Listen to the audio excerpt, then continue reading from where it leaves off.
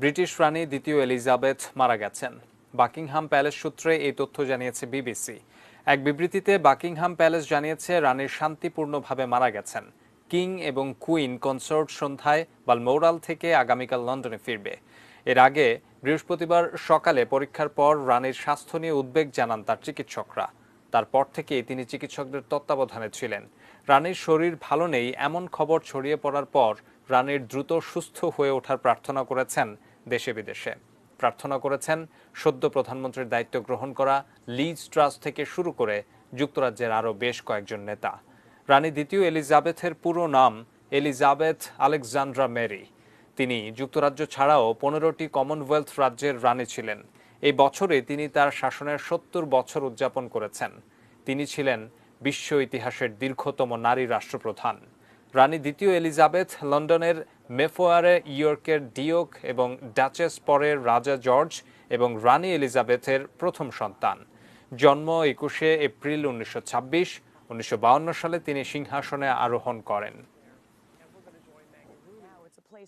The Queen often goes in the summer, but we do so much about the Queen's health. I want to read it to you guys in full. She says,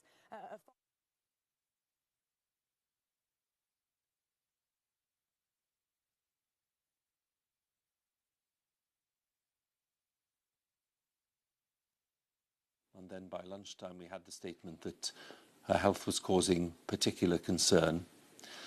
And then we saw the members of the family arriving at Balmoral. And shortly after that, within the past half hour or so, came the formal statement that Her Majesty Queen Elizabeth II has died at the age of 96. We have statements from lots of world leaders. We'll come to them in a second. The President of the Irish Republic, for example, Michael D. Higgins. The Queen visited the Irish Republic back in 2011. She was the first British monarch to visit the Irish Republic. It was a hugely successful meeting. I've got a very warm welcome there. Her Majesty, says President Higgins, served the British people with exceptional dignity. Her personal commitment to her role and extraordinary sense of duty were the hallmarks of her period as Queen, which will hold a unique place in British history. There aren't many who will disagree with that.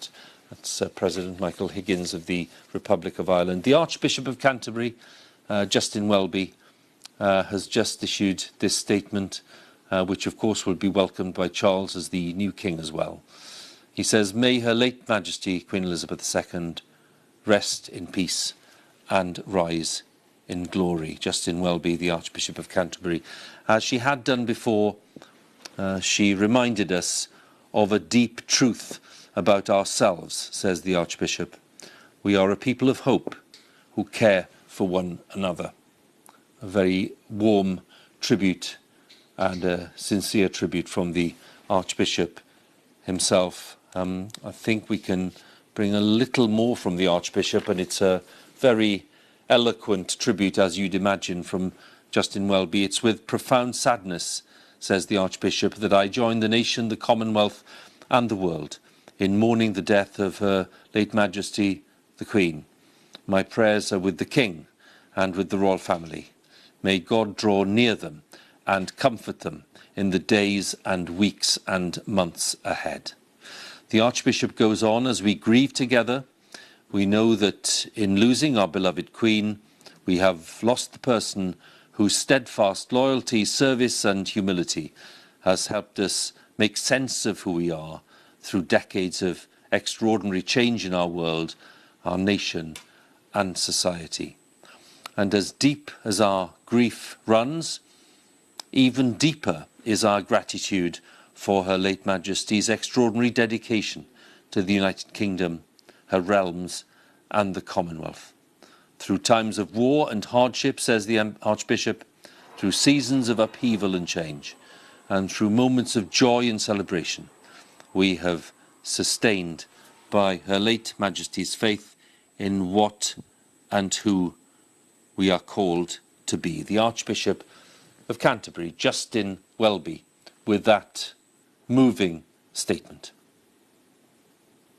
We also have a statement from the King, from Charles, who became king on the death of his mother. And Charles says this: "We mourn profoundly the passing of a cherished sovereign and a much-loved mother. I know her loss will be deeply felt throughout the country, the realms and the Commonwealth, and by countless people around the world." The tribute there by the new king, by Charles, who became king immediately on his mother's death. So the tone, as one would expect, is loving, it's warm, it's respectful, and it just underlines the affection in which the Queen was held. We are expecting the Prime Minister in just a moment, Nick, but that statement was moving, wasn't it? It was, yes. My beloved mother, a moment of the greatest sadness for me and all the members of my family. Interesting that it's not signed as King Charles. There's no name on it. It has been suggested that he might take another name as king, but I suspect it'll be tomorrow before we learn that. But yes, it's quite hard to sum up the profound nature of this moment, isn't it, really? They have lost their mother or their grandmother. They must grieve privately, but Charles must now begin to assert himself and begin his reign. I'm sure he will travel around the country. He will... I mean, this is challenging. It would be challenging for anybody. And we're about, clearly, to hear now from the Prime Minister.